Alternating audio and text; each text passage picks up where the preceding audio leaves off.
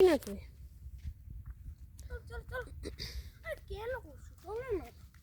আমি দেখেছি শারদ প্রাতে তোমার, দেখেছি মাধবী রাতে তোমার, দেখেছি রিদিমা যারে ও গো বিদেশিনী। আমি আকাশে পাতিয়া গান শুনেছি শুনেছি তোমারই গান, আমি তোমারে সঁপেছি প্রাণ গো বিদেশিনী।